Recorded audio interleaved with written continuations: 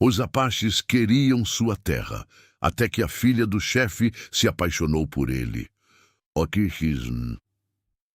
Abertura cinematográfica. The man who built where he shouldn't. The land didn't belong to him. Everyone knew it. The Apache who hunted there knew it. The Mexican government whose grant was written in ink that wasn't dry yet knew it. The Comanche who had ridden through that valley for 200 years knew it. But James Hartley didn't believe in ownership. He believed in work. He had ridden into the New Mexico territory in 1876 with nothing but a horse, a rifle, and the kind of stubbornness that comes from a man who has already lost everything once and refused to lose again. He found a valley that made his breath catch.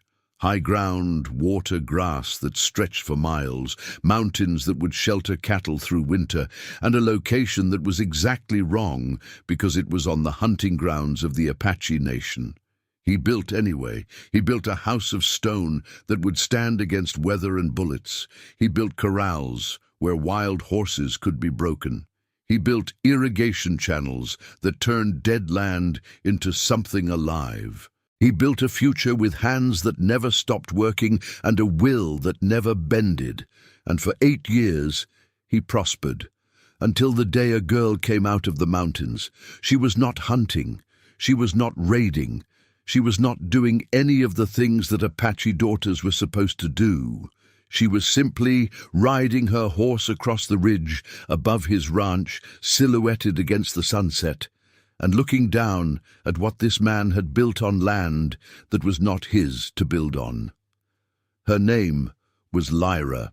She was the daughter of Chefe Nantan, a man who had spent the last 8 years watching James Hartley build his ranch, waiting for the right moment to destroy it, and wondering why that moment never seemed to come.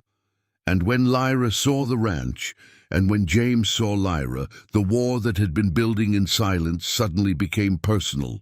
Badi. Part 1. The Land That Refused to Stay Empty. James Hartley was not a man built for peace. He was built for struggle, built from the kind of material that only exists in people who have seen everything stripped away and decided to build again anyway.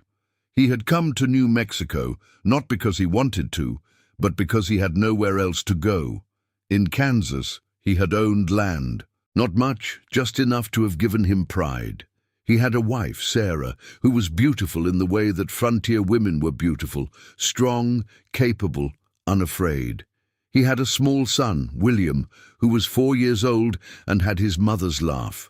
Then the banks had come. They had come because he couldn't pay what he owed. They had come with papers and authority and the kind of cold efficiency that only exists in systems designed to take rather than to build. They had taken the land. The bank had sold it to a man with money. Hartley had watched from town as that man brought in workers and changed everything. The fields his father had broken became something else. The house his wife had made into a home was given to someone else. Sarah had cried. William had asked questions that Hartley couldn't answer. And one morning, in the winter of 1875, Hartley had come home to find Sarah and William gone. A note said she had gone back to her family in St. Louis. She wrote that she couldn't watch him destroy himself over lost land. She wrote that she loved him, but that love wasn't enough to save a man who was already half dead from grief. She was right. He had been half dead. So when he came to New Mexico in 1876, he wasn't coming to build something new. He was coming to rebuild himself from pieces that had been broken so completely that most men would have stayed broken. He found the valley on a day when the sky was so blue it looked fake. There was no one there. The Apache hunted in this territory, but they didn't build. Their camps moved with the seasons. The Mexican government that had claimed the land didn't enforce its borders. And the land itself seemed to be waiting for something, for someone who wanted it enough to make it matter. James Hartley wanted it. He wanted it the way a drowning man wants air. He wanted it the way a dead man wants resurrection. He wanted it the way a man who had lost everything wanted one thing, just one thing, that nobody could take from him. So he staked his claim. He built his house of stone on a rise that overlooked the valley. He broke a corral from scratch, using rock and timber and endless hours of work that left his hands bleeding and his body screaming. He dug channels to bring water from the creek, understanding that in this land water meant survival, and survival meant everything. For 8 years he built. Cattle came, workers came, Mexican men who understood the land, who knew how to work in the heat, who saw that Hartley was a man who worked beside his men rather than above them. A reputation grew. Hartley's ranch became known across 3 territories as a place where things worked, where water ran even in dry years, where a man could make something of himself if he was willing to work. And the Apache watched. Banbai Desi, Dasedesine to Part 2, the daughter who questioned everything. Lyra had never been the daughter her father wanted. Chief Nantan had wanted a son. His wife had given him 3 daughters instead, and only the youngest had the kind of physical courage that Nantan valued. Lyra had learned to ride before most Apache children learned to walk. She could shoot with an accuracy that made the warriors uncomfortable. A girl could shoot better than some of the men, which created complications in a culture where hunting and war were supposed to be male domains. But she could think. That was the problem. While other Apache girls were learning the skills necessary to keep a camp running, how to process hides, how to preserve food, how to make the 1,000 things that kept a people alive, Lyra was asking questions that her people had stopped asking. "Why do we keep raiding when raiding brings soldiers?" she would ask. "Because the land is ours," her father would answer. "But we don't live here," Lyra would press. "We move through this land. We hunt here. But Hartley, this white man, he has built something. He stays, he works, he is here all the time. In some way, isn't that more living on the land than we do?" Her father would go quiet when she said things like this. Apache culture valued directness. You said what you meant. You didn't hide. You faced your enemies, and you faced your allies, and you faced the truth about yourself. But Lyra was direct in a way that was uncomfortable. She pointed out contradictions that the tribe's leadership preferred to ignore. When she was 16, she went hunting alone. This was unusual. Young women hunted sometimes, but usually with older women or with their brothers. Going alone suggested either foolishness or exceptional skill. Lyra had the skill, so it was permitted. She rode into the mountains above Hartley's ranch because the game was better there, because the solitude was what she needed, because some part of her was curious about the white man who had built something so substantial on hunting ground that her people treated as temporary. She found him working on irrigation channels, his hands deep in water and mud, his body bent in a way that suggested he had been working for hours. He did not see her at first. She watched, really watched, for perhaps 2 minutes. This was a man who worked like Apache men worked, with complete focus, complete commitment, expecting no reward except the work itself being done. He was not like the other white men she had seen in Apache territory, men who seemed to exist always in a state of wanting more, of never being satisfied, of looking at the land like it was something to be conquered rather than lived in. Then he looked up. Their eyes met. Across 20 yards of open ground, the daughter of Chief Nantan and the builder of impossible things on land that wasn't his saw each other. And something changed.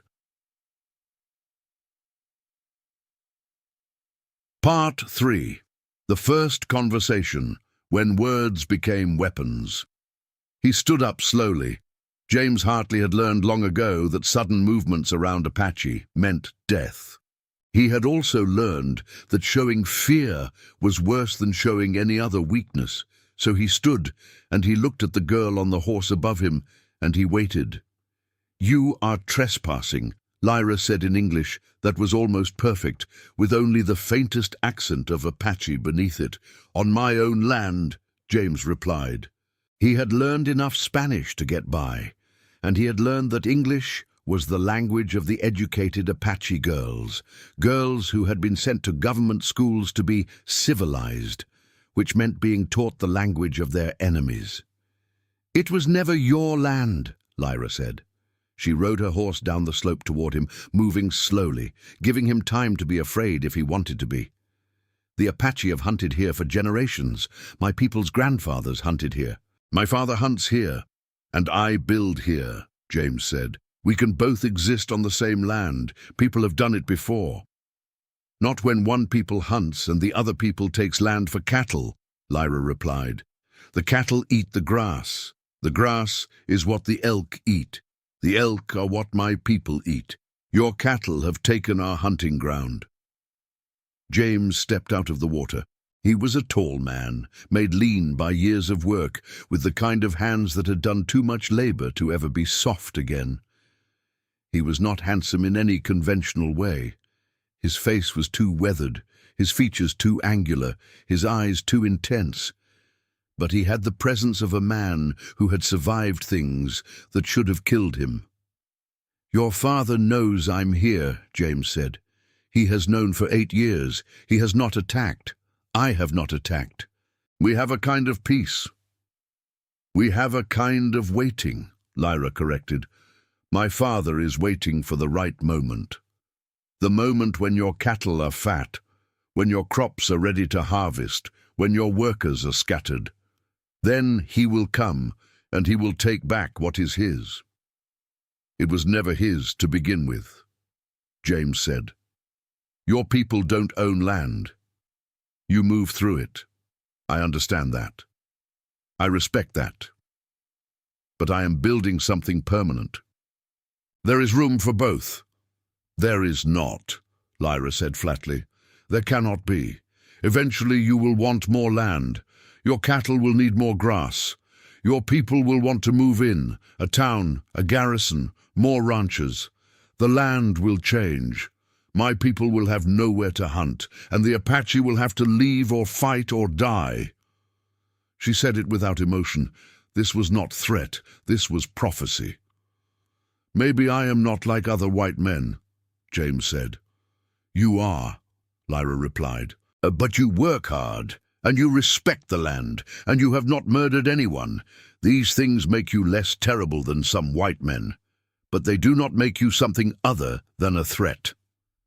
She turned her horse to leave. "Wait," James called. "What is your name?" She looked back. "Lyra, and you should know, my father watches you. He has been watching you build this ranch for 8 years, and one day, when the moment is right, he will burn it all down. And when he does, I will help him." She said it simply, as statement of fact, with no malice but complete certainty. And then she rode away, disappearing into the mountains the way she had appeared.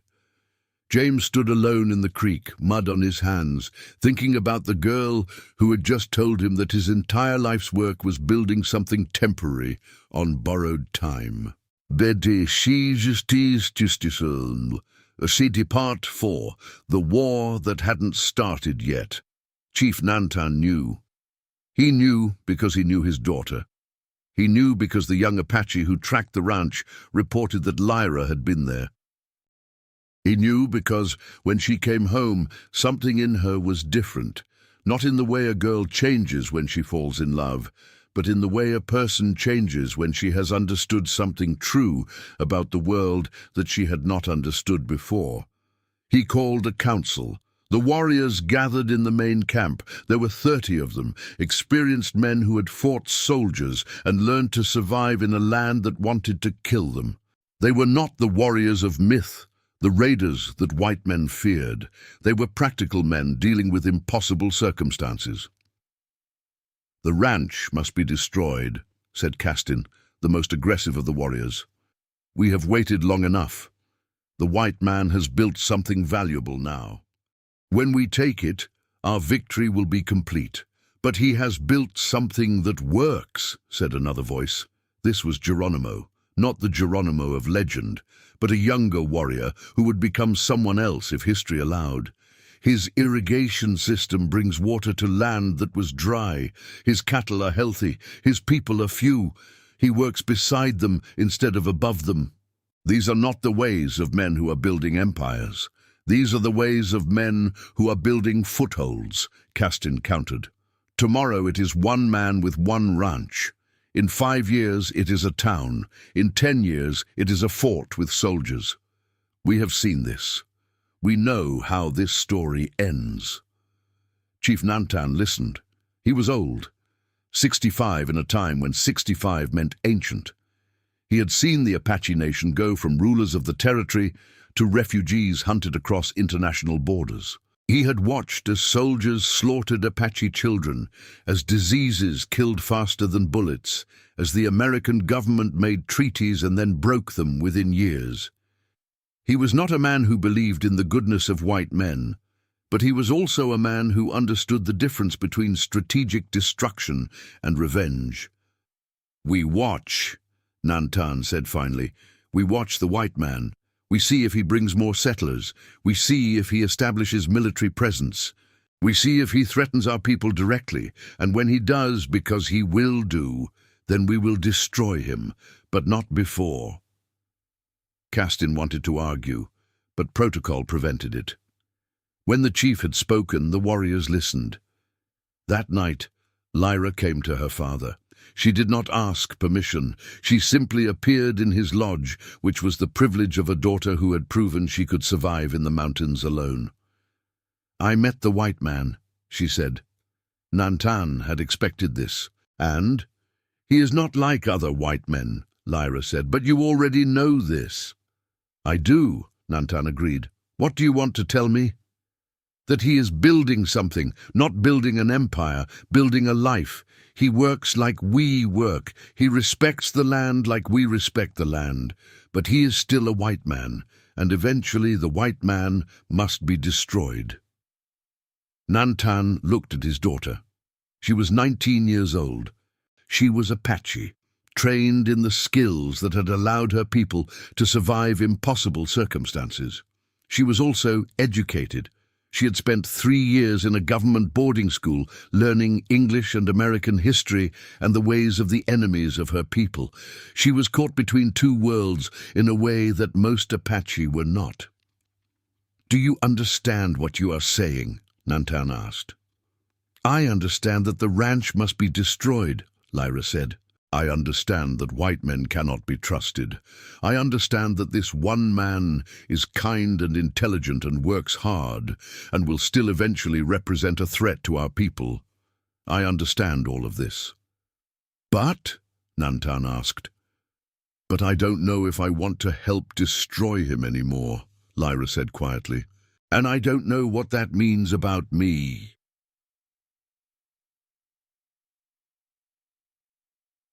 Part 5. The Accident, when survival required choosing sides. 3 months passed.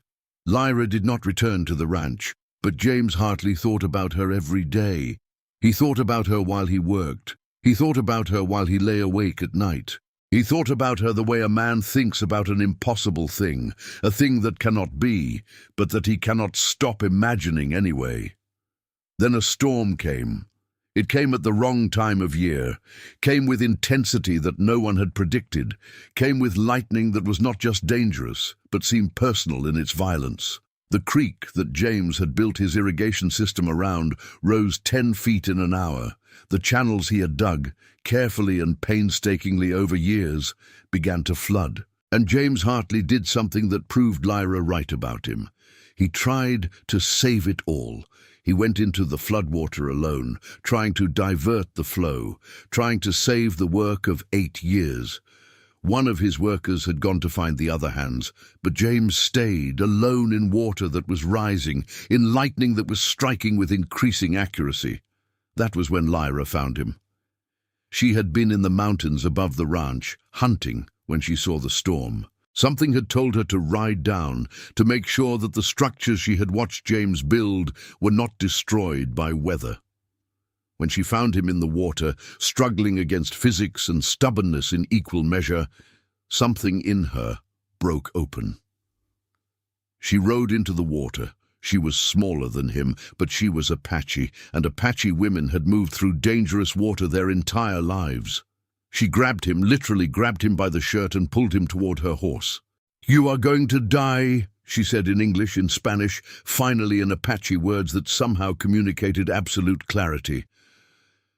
"The irrigation system," he gasped, "is already gone," she said coldly.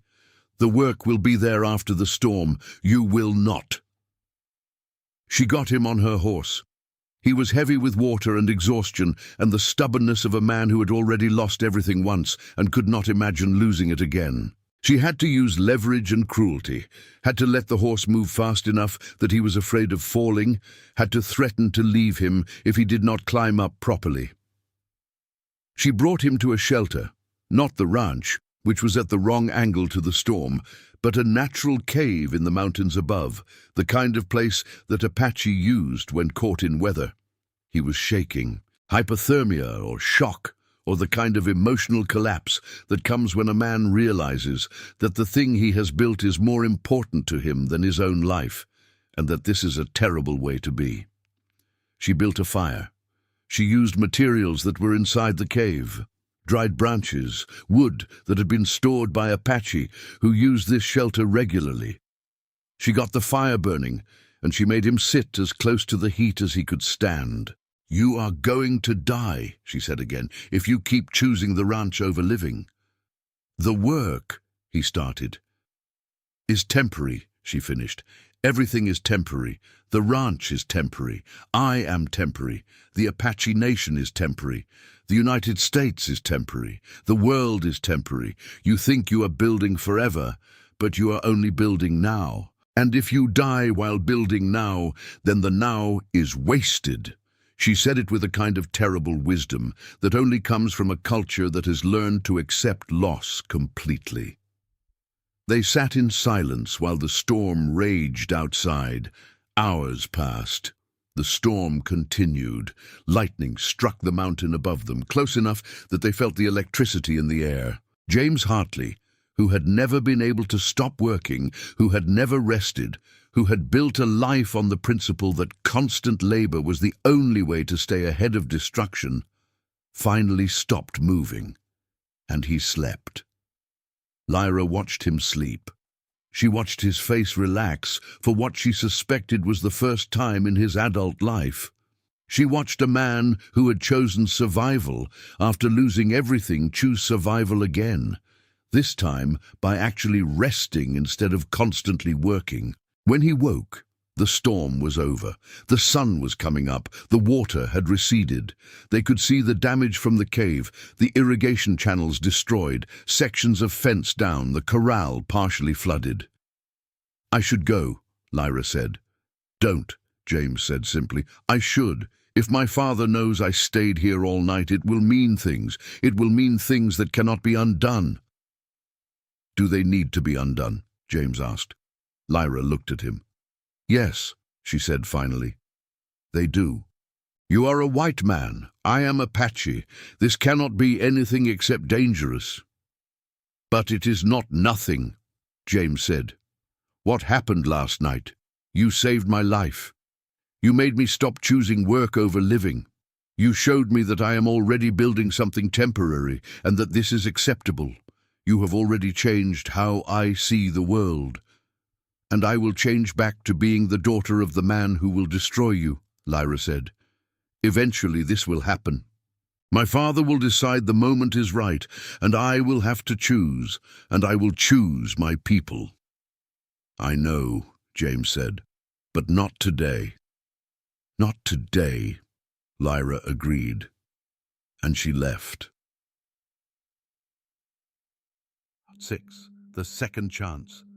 When two people decided choice mattered more than destiny. After that, Lyra came to the ranch, not openly, not in ways that were deniable. She came in the late afternoons, when the light was failing and the workers were going home.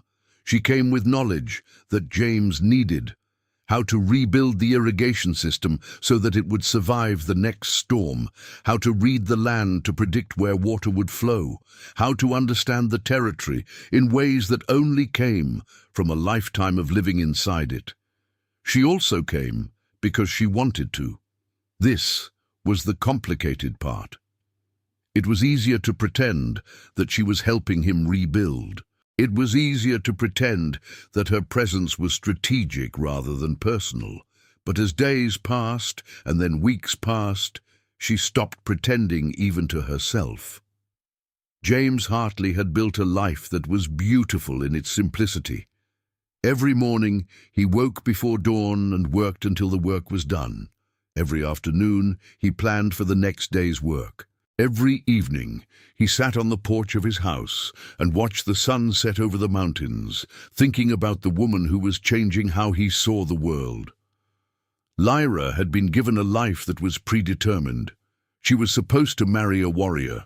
She was supposed to have children. She was supposed to become the kind of woman who held the Apache nation together through cooking and craft, and the kind of invisible labor that made survival possible. Instead, she was learning to see the world through the eyes of a man who had lost everything and then chosen to build again. They did not kiss. This would have been the step that made the relationship visible, the step that committed them to a future that everyone would see. But they touched in other ways. Their hands would brush when they worked together on the irrigation channels. He would help her from her horse, and his hand would linger on her waist. They would sit close on the porch and their shoulders would touch in the darkness. They talked. This was more intimate than kissing. James told her about Sarah, about how he had loved her, and how he had been so focused on the land that he had not noticed Sarah was dying inside, about how he had lost his son because he had not been willing to learn what mattered beyond work and land and the endless project of rebuilding. Lyra told him about the boarding school, about the way American teachers had told her that Apache ways were primitive, that her language was worthless, that she needed to become American to be acceptable to the world, about the conflict she felt between the woman she was being trained to be and the Apache daughter she had always been. "I don't know who I am," she said one evening, sitting on his porch as the darkness fell. "Neither do I," James replied. "I thought I knew. I was a man who owned land. I was a man who had a wife and a son. I was a man with a future. Then I wasn't any of those things. And for 8 years, I have been building to become something again. But I still don't know who I am without the work." "Maybe that is the point," Lyra said. "Maybe knowing who you are is not the goal. Maybe the goal is becoming who you want to be, moment by moment." "And who do you want to be?" James asked. Lyra did not answer immediately. "I want to be a woman who is Apache," she said finally. "But not the Apache that the world expects. I want to be a woman who loves her people and who also thinks for herself. I want to be a daughter of Chief Nantan, and I also want to be someone else. And these things might not be possible at the same time." "Maybe they are," James said. But they both knew that was hope rather than truth. I am but 7, the knowledge that comes from waiting, when time stopped being infinite. Chief Nantan knew. Everyone knew. The Apache camp was not large, and nothing happened in the territory without the chief learning about it. Warriors reported that Lyra had been seen going to the ranch. They reported that she stayed through the afternoon. They reported that she left in the evening, returning to camp with the kind of expression that suggested her mind was far away. Nantan did not forbid it. This was surprising to the warriors, who expected the chief to punish his daughter for what looked like a betrayal of her people. But Nantan understood something that the warriors were still learning, that his daughter was a bridge between 2 worlds that were about to collide in ways that no one could prevent. He also understood that the moment of destruction was coming, whether Lyra visited the ranch or not. The American government had begun moving troops. Soldiers had been seen establishing supply lines in the southern territories. Word had come. through traders and interpreters and Apache scouts who watched everything, that the federal government had decided to consolidate control over all Apache territories. The days of semi-independence, of spaces where the Apache could still exist without constant military presence, were ending. This was not something that James Hartley had caused.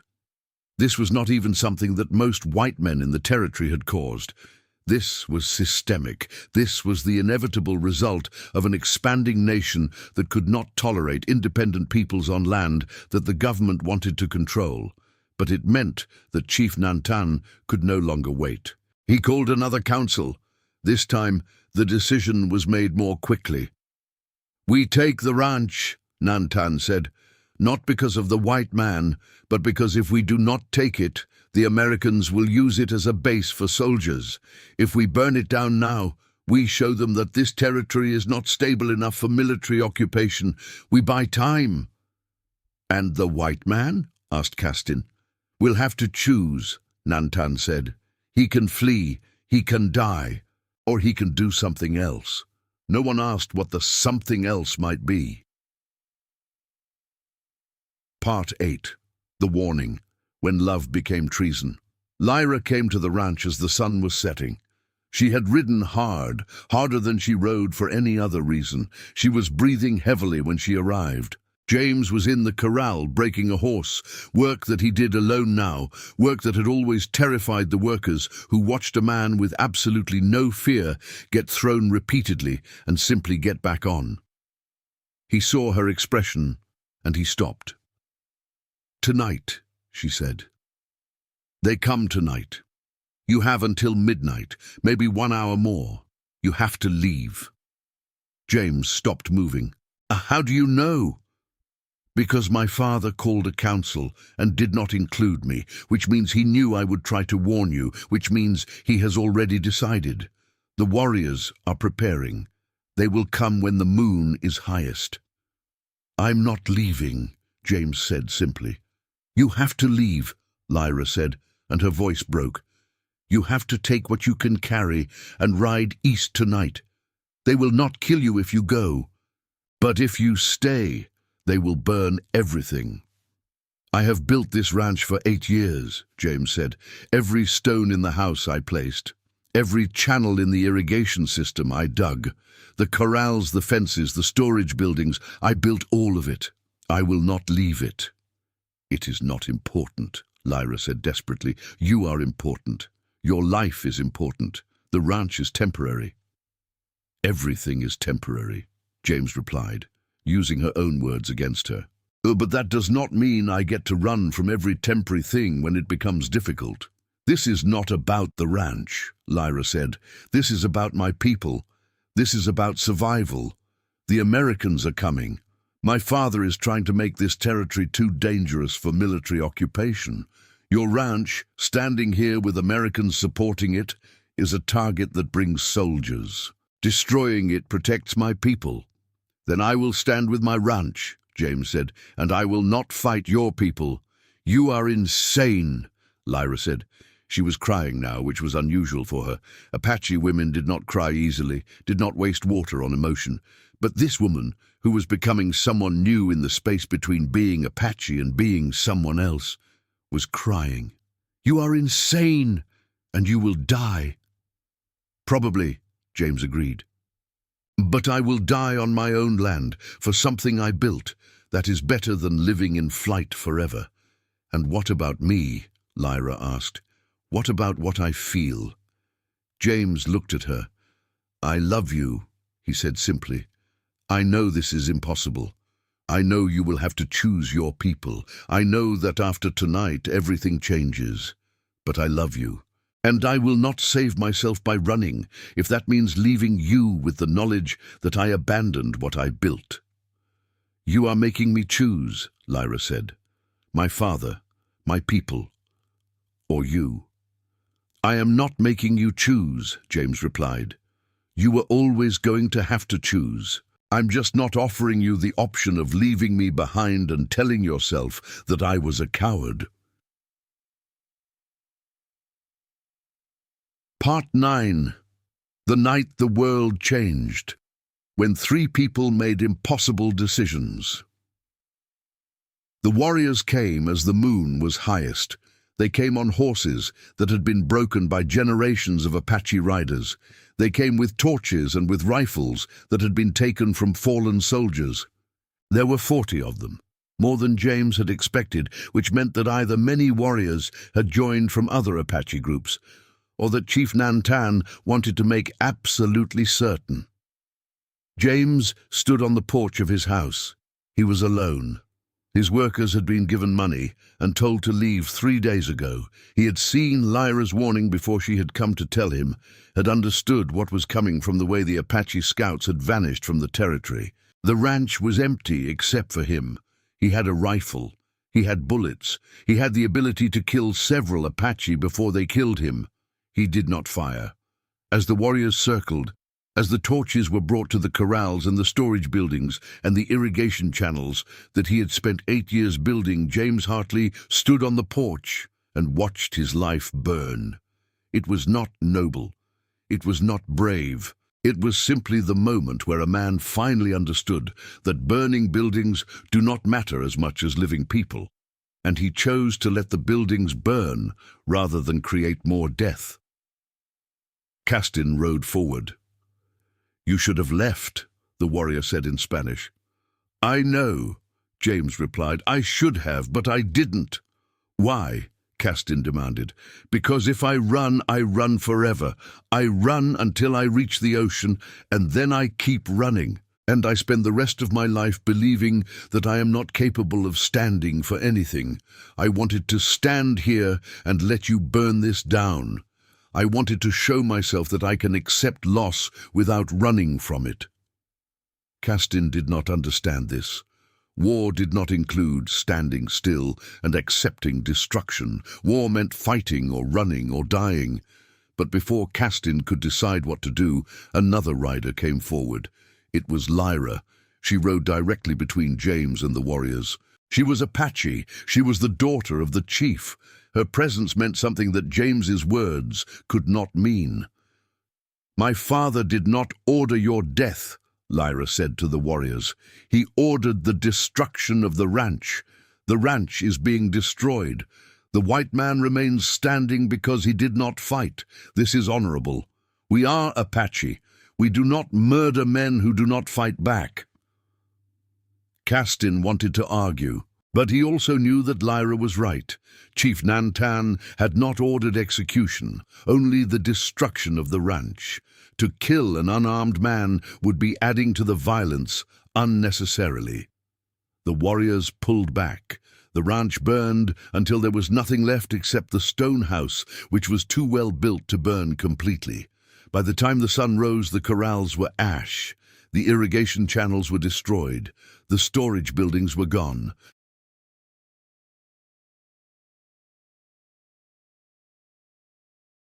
Eight years of building reduced to rubble in a single night, and James Hartley stood on the porch of his house and watched.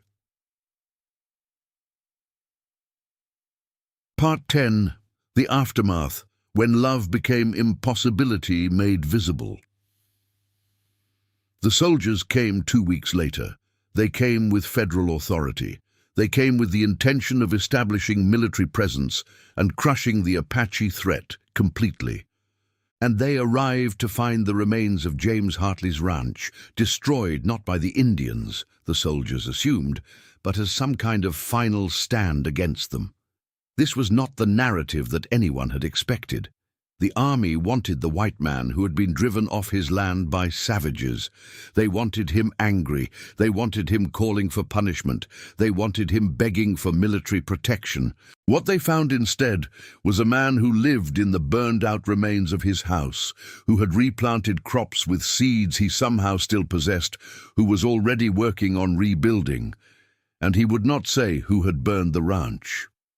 "Bandits," he told the officers.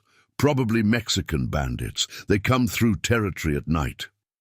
The officers did not believe him, but they could not prove otherwise.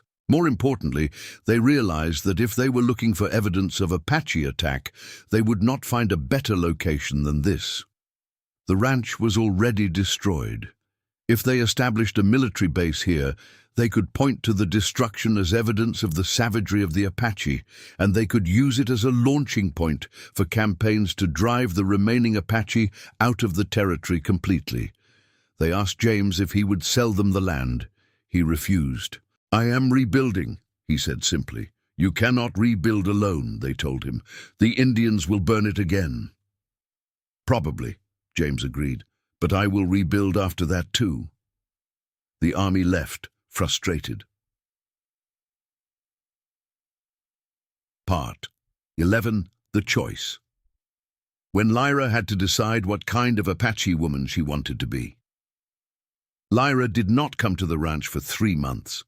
The Apache camps moved deeper into the mountains, trying to evade the increased military presence. Chief Nantan was dealing with a reality that was becoming increasingly difficult. His people were trapped between 2 worlds, unable to go forward into either one without destroying themselves. Some of the younger warriors wanted to fight. They wanted to hit the military supply lines, raid settlements, turn the territory into something so dangerous that the Americans would abandon it. Nantan understood the appeal of this strategy. It was the strategy of a warrior culture fighting to survive. But it was also a strategy that would result in the complete destruction of his people. The American military machine was built for this kind of war. They had done it before, in other territories, against other peoples. They had turned the Apache lands into a network of military posts. They had trained soldiers specifically for Apache warfare. They had resources that the Apache did not have, and could never hope to have. To fight this war meant to lose, eventually, completely. But to surrender meant to lose anyway, just more slowly.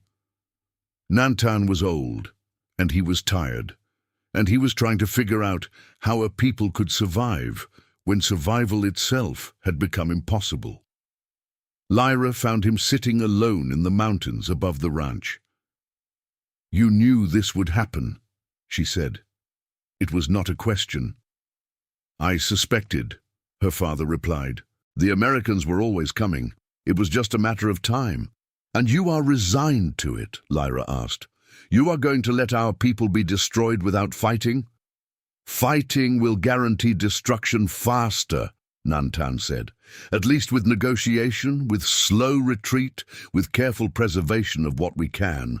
There is a possibility that some of our people, some of our traditions, some of our identity might survive. Fighting guarantees nothing except death."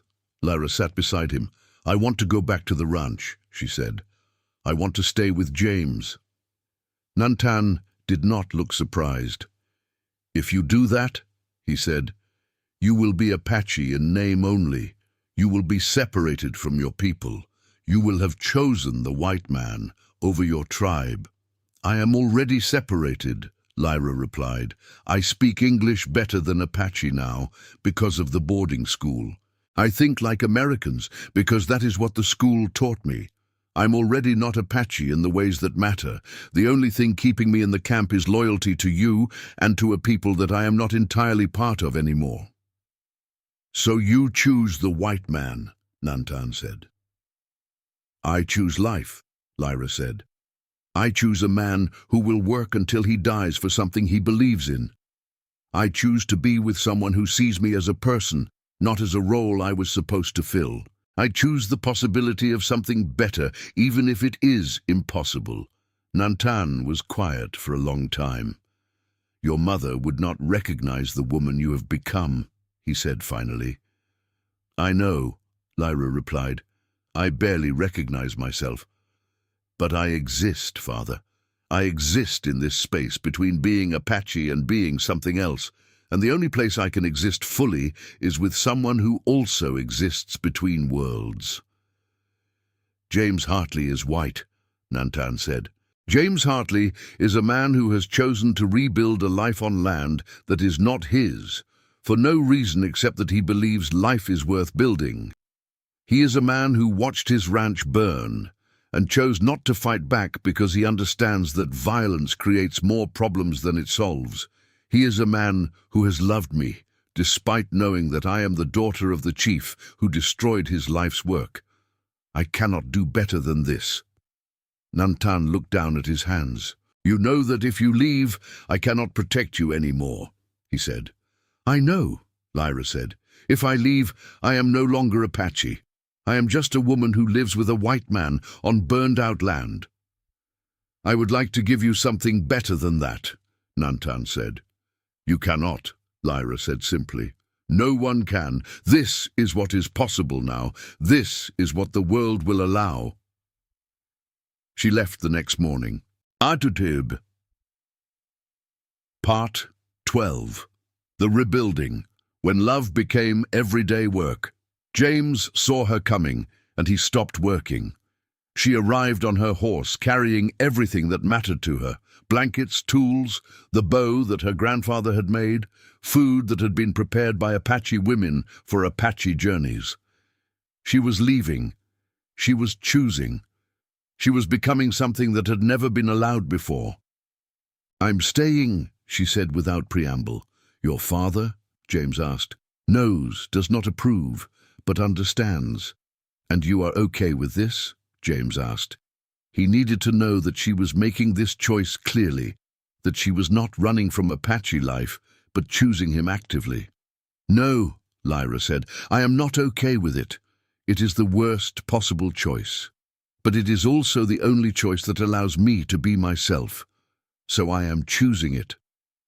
They did not kiss immediately. Instead, James showed her the work he had done in the 3 months she had been gone. He had cleared the land of burned debris. He had replanted sections of the irrigation system. He had begun rebuilding the stone house, restacking blocks that had fallen in the fire, sealing it with mud and determination. He had planted crops that might grow by winter. He had rebuilt alone the things that 40 warriors had destroyed. Lyra understood what this meant. She understood that this was how James loved, not through words or gestures, but through action, through commitment, through choosing to build even when burning was more likely. They worked together. For months they worked. They rebuilt the corral. They restored the irrigation channels. They planted fields. Lyra taught James Apache methods of working the land that were more efficient than American methods. James taught Lyra the ways he had learned from 8 years of trial and error. They created something that was neither American nor Apache, but something new, and slowly others came. Mexican workers returned, understanding that the ranch was truly being rebuilt. A few Indian people from the tribes that had treaties with the American government came, understanding that there was work available and that the white man and the Apache woman did not exploit labor. The ranch became something unusual, a place where different people worked together, not because they had been forced to, but because it was possible. By the end of the first year, the ranch was more successful than it had been before the burning. Part 13. The war that raged around them, when love meant surviving other people's conflicts. The Apache Wars continued. Chief Nantan held out for another 5 years. He fought with the strategy of a man who understood that complete victory was impossible, but that every year of resistance bought time for his people to maintain their independence. He fought against American soldiers and against other Apache tribes that had chosen to work with the government. He fought against the inevitability of history. He ultimately lost, as history said he would. But those 5 years mattered. During those 5 years, Apache culture was preserved in ways that would not have been possible if they had surrendered immediately. Young people learned the old languages, stories were kept alive, traditions were maintained. When the final surrender came, there was still something left to surrender, a people with identity, with memory, with the knowledge of who they had been. James and Lyra's ranch existed in the middle of all of this. The military wanted to use it as a base. The Apache wanted to destroy it. The Mexican government was still, technically, the nominal authority, though they had given up actual enforcement. The result was that everyone left the ranch alone because everyone was focused on the larger conflict. In 1888, Chief Nantan came to the ranch. He was old now, ancient in the way that men become ancient when they have fought constant warfare. He was alone. The war was over. The Apache had been defeated. Those who had not been killed had been relocated to reservations in Arizona, where they would spend generations learning to exist in a land that was not theirs, learning to be subjects of a government that despised them, learning to slowly forget who they had been. "I came to see my daughter," Nantan told James at the gate of the rebuilt ranch. "She is in the house," James said. He did not ask how Nantan had gotten past the military patrols. A man like Nantan would have ways. Lyra came out, and she wept when she saw her father. They embraced in the way that families embrace when they have been separated by war and belief, and the impossible demands of living on the same land with people who wanted them gone. "I am sorry," Nantan said to his daughter. "I could not protect you. I could not make a world where you could be both Apache and yourself." "You did the best that was possible," Lyra replied, "and you stayed true to your people until the very end. This is all anyone could ask." Nantan looked around the ranch. "It is beautiful," he said. "What you have built here is beautiful. It is Apache and American mixed together. It is what the world would look like if people could choose peace instead of war." "We chose," Lyra said simply. "Yes," her father said. "You chose. And because you chose, there is one place where my people and his people live together. One place where the war does not rage. One place where love means something more than loyalty to tribe or nation." He stayed 3 days. He told stories to James about the Apache people, about what they had been before the Americans came, about the ways of living that had been lost. He told them about Lyra's mother, about the Apache women who had raised her, about the traditions that she carried in her blood, even if she did not always acknowledge them. When he left, it was in the early morning, before the military patrols became active. He disappeared back into the mountains and into history, becoming the figure of legend that history had decided he would be. Lyra never saw him again. Pete 14. 15 years later, when the impossible becomes normal. The ranch was thriving. This should not have been possible. A place built by a white man on land that Apache had hunted, with a white man married to an Apache woman. This should have failed. It should have been isolated, despised, attacked from multiple directions. Instead, it became known across the territory as a place where people of different backgrounds worked together, where conflicts were resolved through conversation rather than violence, where a man and woman who were from different worlds had managed to build something that both worlds recognized as valuable. James and Lyra had 2 children. The first was a daughter named Sarah, after James's first wife. She had her mother's Apache features and her father's blue eyes. She spoke both languages fluently and moved between both cultures as if they were simply different rooms in a house she had always lived in. The second was a son named Thomas, after Lyra's grandfather. He had his father's height and his mother's dark hair. He understood the land the way Apache understood land, and he worked with the efficiency that James had learned through years of struggle. They did not face constant opposition, but they faced questions. "How did you do it?" other settlers would ask James.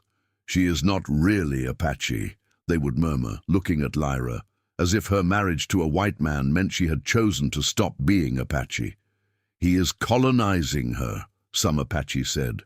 Those who had escaped to reservations and understood that any mixing with white people meant death of Apache identity. "You have corrupted the land," others said, meaning that the ranch represented a compromise with inevitability, that if there had been more people like Lyra's father, willing to fight to the death, maybe things would have been different. James and Lyra ignored all of this. They worked. They raised children who understood that identity was not something imposed by birth, but something chosen daily through action and commitment. They ran a ranch that became famous not for its size or its productivity, though it was productive, but for the way that work happened there, work that was collaborative, work that was respected, work that honored both the Apache way of moving through land and the American way of building on land. Part 15. The Last Conversation. When two people reflected on an impossible life they had built together. James was dying. He had lived longer than most men in the frontier, 58 years, which was nearly ancient for the time. He had worked until 3 days before his death, when his body finally refused to cooperate with his will. Lyra sat beside his bed. She was still beautiful, though her dark hair had turned grey at the temples, though her hands bore the scars of decades of work, though her face showed the lines of a woman who had lived a life that was constantly pushing against the boundaries of what was supposed to be possible. "I regret nothing," James said, his voice thin but still present. "Not even the night your ranch burned?" Lyra asked. "Not even that," James replied, "because if the ranch had not burned, you would not have come to stay, and I would have spent the rest of my life rebuilding something dead instead of building something alive with you." Lyra took his hand. "My father was right," she said. "We created something impossible, a place where people choose peace instead of war, a place where an Apache woman and a white man built something together." "Do you think it will last?" James asked. "After I'm gone, do you think the ranch will continue?" "Yes," Lyra said, "because our children understand. They see that what we built here is not about being Apache or being white. It is about choosing to build instead of choosing to destroy. It is about loving land enough to work it well instead of exploiting it. It is about understanding that people are more important than systems." "You have to tell them this," James said. "After I die, you have to make sure they understand this.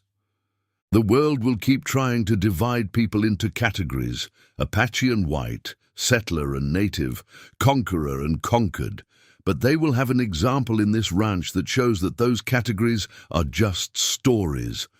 Real life is more complicated. Real life is people choosing each other." He died 2 days later, quietly, having said what needed to be said. Epilogue, 30 years after, when a woman becomes legend. The ranch was as successful as any in the territory, but Lyra was known for something else. She was known as a woman who had refused to choose sides in a conflict that demanded absolute loyalty, who had loved a man across a war that said love was impossible, who had built something real instead of something strategic. When anthropologists came to study the Apache in the early 1900s, they wanted to interview Lyra. The reservation Indians who had survived the wars spoke of her with a mixture of pride and resentment. Pride that one Apache woman had found happiness, resentment that she had had to leave her people to find it. The American settlers spoke of her with confusion. How could a woman of her intelligence and capability have married an Apache? How could she have stayed married to him through the wars? How had she not been corrupted by the violence of frontier life? Lyra was clear about her answers. "I loved him," she said, "and I loved my people, but I realized that love and loyalty to group identity do not have to be the same thing. My father loved the Apache nation, and he was willing to die for it.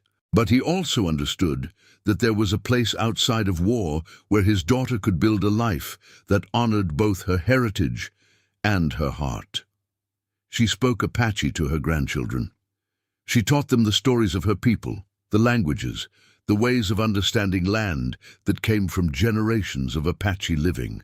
But she also taught them that tradition was not about rejecting change, but about maintaining identity while becoming something new.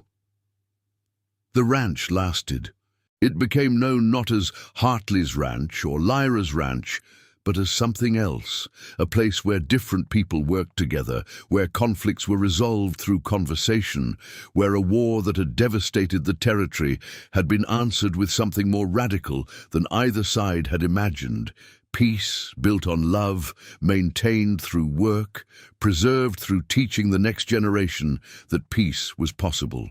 When Lyra died in 1928, at the age of 85, both Apache and white settlers mourned her. The Apache saw in her a woman who had chosen love over nation without entirely abandoning nation. The white settlers saw in her a woman who had shown them that the Apache were people, complex and intelligent and capable of love, not the enemy that history had made them into. Her children continued the work. Her grandchildren learned the ranch, learned both languages, learned to move between worlds without losing themselves in either one. And more than a century later, historians would look at the Hartley Lyra Ranch and see it as evidence of what could have been, not as propaganda for the inevitability of assimilation, but as proof that in the spaces where individuals chose peace over ideology, something real could be built. The war raged around them. The systems that demanded absolute loyalty won the historical argument, but in one place, one woman and one man had created something different, and that difference mattered.